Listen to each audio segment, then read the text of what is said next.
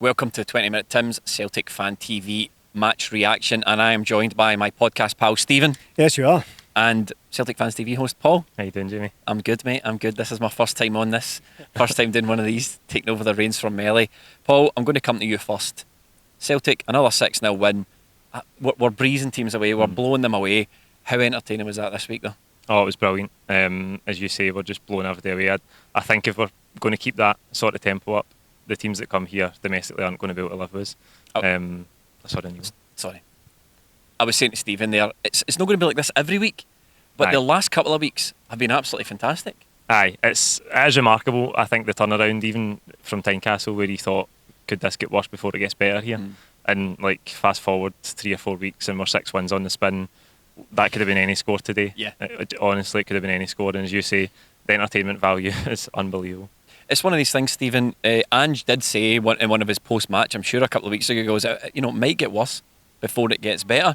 But since then, the curve has just been up and up and up. Yeah, and I wouldn't go as far to say as it can't be like this every week, because what we know from last season is that Celtic can be remarkably consistent in that regard. Just in the opposite, they were like that every week last year. So maybe this is just the kind of fruits of that. We're getting a reward from having put up with that last season. It's not going to be like that every week because the level of competition is going to go up and down, but there are going to be very, very few teams, domestically at least, who can live with that. I mean, that was I try and be as respectful as I can to Scottish opposition, because I don't believe it makes for very good content to come on and say, well, that mob's pish, and we just, because if anything, it minimises Celtic's kind of achievements in beating these teams like that. But having said that, St Mirren, I mean, they didn't. I wouldn't have been surprised if after about 20 minutes today they just wanted off the pitch, because that was demoralising what they went through today. And to even physically turn up for the second half was an achievement in itself from them today. Leo Abada, I was a wee bit sceptical of that signing when he came in, I've got to be honest. Another Dudu Dahan. We were all sceptical of the recruitment at the time. A lot of money paid for a guy who'd not played a lot of football, who wasn't playing for one of the big Israeli clubs. We also signed Kyogo, that everybody knows about. But I'm kind of getting the feeling a wee bit, if we hadn't signed Kyogo, we'd all be going mental for Abada at the moment. Aye, absolutely. I thought today was terrific. You see how direct he is. I know we're used to James Forrest at times not being so direct. Yeah. And I said about Abada during the week, didn't have his best performance on Wednesday night. No. And you expect that from a winger, but you definitely expect it from a 19-year-old winger. Yeah. But that today was just, every time he got the ball, he was tearing that left back apart. I felt so sorry for that boy.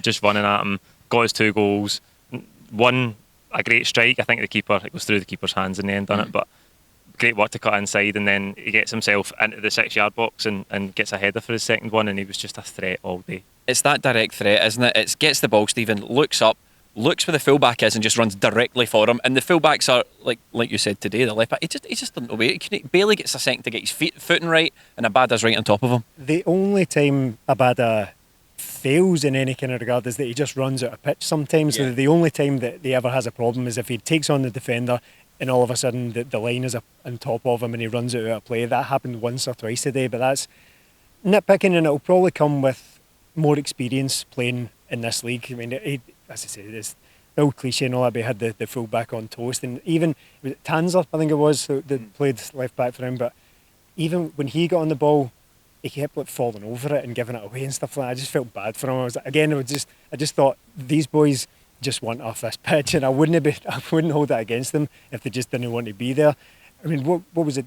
20 minutes or something, they had already conceded 2 or 3 and we're down to 10 men. I just thought this is going to be a long, long day, and especially for the fullbacks, given the form that these players are in. I'm just amazed, Paul, how everyone is responding so well to Ange at the moment. And Neil Lennon was in Sportsound today, doing his usual, talking about last season, and we've all got our opinions on Neil Lennon, and he should probably give himself a wee break if he's talking about last season. But Ange just come in and he's picked these players basically off the ground, and they're all starting to respond. It's not just the new guys, the guys that we thought were on the verge of maybe leaving the club, like Ryan Christie and all that. His performance has been great. Edouard got himself on the score sheet today. And then players like David Turnbull, who there was some questions over whether David Turnbull can be relied upon. Did he come in last season and shine because everyone else was so bad, or are you actually a good player? David Turnbull, a hat trick today. He's a good player. Aye, he's a great player, and he looks really at home here. Obviously last season he was a standout in a poor team. but now he's gradually becoming a standout in what is a very good Celtic team at the minute. But I think you can tell that everybody's bought in at what the manager's trying to do.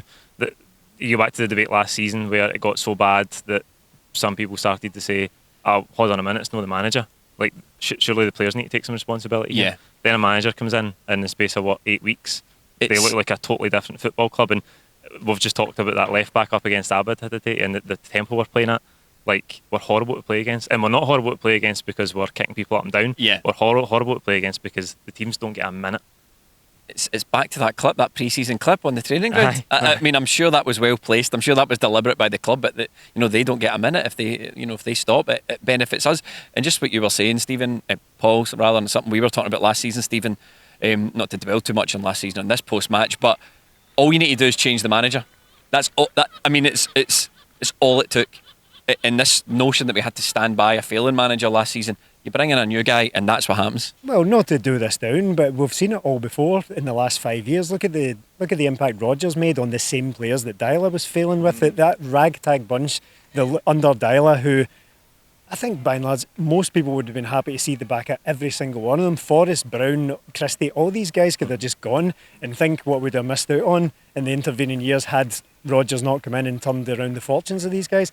It's looking to be the same for this one. I mean, how many players did you genuinely want to keep from last season? Almost none, really. Yeah. I mean, I know that seems a wee bit over the top, but I would have been quite happy to just clear the decks and get rid of all of them. But it just shows you what the difference a competent coach. I mean, competent. I say that because it's the base level. What we've got here is a great coach by the looks of it. But when we talk about beating these teams in that manner, what we desperately need from Celtic is to bring some kind of fear factor back here, because these are the teams that were beating Celtic last season. St Mirren, St Johnstone, all these, Ross County, they were all turning up to Celtic Park and no fear whatsoever.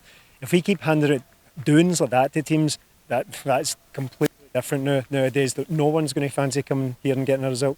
Some applause breaking out. I think we've been recognised.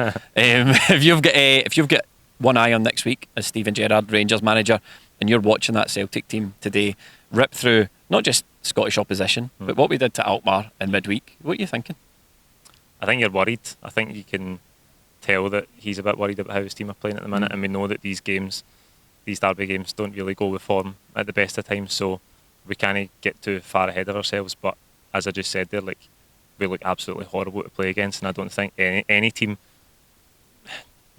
albeit one, even more so one that's not in great form, is going to be relishing the prospect of playing us. Have you got any concerns about us?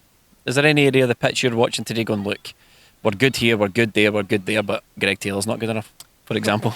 Aye, that one. Yeah. No, I think on the counter, a couple of times we look a bit open. Less so today, because let's qualify by saying it isn't one without being too disrespectful, but I think on Wednesday night you've seen it as well at times where AZ did cut through us. And we're going to come up against sterner tests, we know that.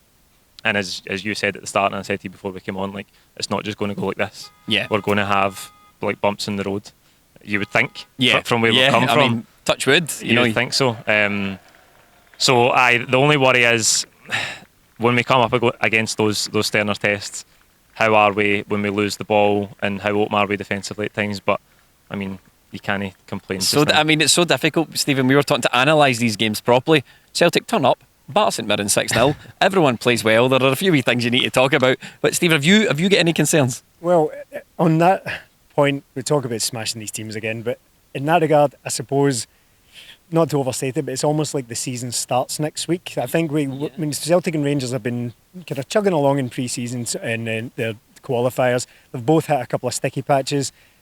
Celtic looking better form than them now, but we've not really earned the right to turn up to that game and think it's going to be a walkover just yet. Just with what we've seen in the last season or so, because they've had the upper hand for quite a long time now. I'm more confident about it, much more confident about it. And as Paul says, Gerrard looks like he's starting to doubt himself a wee bit. His players haven't been great. We've spoken to a couple of Rangers fans who aren't happy with their form at all. Kind of level-headed ones, not one of that type. Yeah, not the ones off the internet. So maybe the tide is starting to turn a little bit. We can only really go on what we've seen, and I'm hugely impressed and excited by this team. But having said that, let's see how we go on next week, and that's when we'll really know for me. And obviously it is a big game coming up next week, and it's not just the results, it's not just the performances, but one thing that's really important, obviously, for the guys, and I'm talking about the squad when I say the guys if they're my mates, but one thing that's really important is the buy-in, and they seem to be buying in. Aye, absolutely. As Stephen said earlier, we've seen this before when Dyla was here and then Rodgers comes in, and all of a sudden guys that you wanted out the door are absolutely revitalised again. And that just goes to put the final nail in the coffin. Is it the players or is it the manager? Because you bring in a manager, and when the players buy into the message, and I touched on this during the week as well, like with every good performance and every good result that goes by, the players believe more and more in the message they're being given, because they're going out onto the pitch, carrying out his instructions and getting the fruits of it. And it's amazing to me when you talk about that, like every player does seem, and even guys like Joe Hart, he's out there barking, he's issuing instructions, he's pointing directions, like everyone seems to be taking part. Ryan Christie today took the captaincy when Cal McGregor went off. It surprised me, it looked as if it surprised... He was going to give it to Joe Hart, wasn't he? I think, well, it surprised me, it looked as if Ryan Christie was surprised as well. But all these guys, they're all buying in and they're all taking responsibility. When you're at the games and you're seeing them on the pitch, they're all talking to each other through it. You be there, you calm down, and like I said, there seems to be a great unity, Stephen, with the team. They're all buying into what this new manager's doing. And if you're a Celtic player, you must be loving it for a change. Compared to last season, compared to what they've been through, you must be loving it. I know, and I hate always going back to last season, but really that's the kind of benchmark we're up against with this team. We have to compare the early stages of this team to last season. It's impossible to get away from. And it might, again, I don't want to overdo it here, but there were times last season where it looked as if the players had never even met, never mind were like, kind of efficiently communicating with each other the way they are just now. And the fact that everyone's in on it, we've gone from looking like we've got zero leaders whatsoever. Scott Brown was still there, but Scott Brown was very much on the way out as a Celtic player. But now we've got Joe Hart, we've got Stephen Welsh, who's 21 years old or something like that. We've got Turnbull, we've got guys like Tom Rogic who look like elder statesmen in the team. It's a complete and utter turnaround, and the buy-in has been remarkable. That was kind of what we heard about Ange. It was kind of like he was the type of guy who, you hear about managers all the time, the guy who comes in and it makes players want to run through brick walls for them, but is anyone really going to doubt that? Admittedly, kind of trite cliche that you hear about managers. Would you be surprised if you heard that the players would basically just absolutely run into, as I say, brick walls for them just now? But it's been great. As I say, we can take in these games. Very, very impressive. Getting better all the time. But we'll see how it goes. Bring on the next one. I just want to say thank you, Paul, for joining us on this crossover. I've really been enjoying these. It's my first one. Stephen, thank you. I don't think I need to be here. That's contractually obliged to be here. But no, you're very welcome. Thanks for watching. Thank you for watching.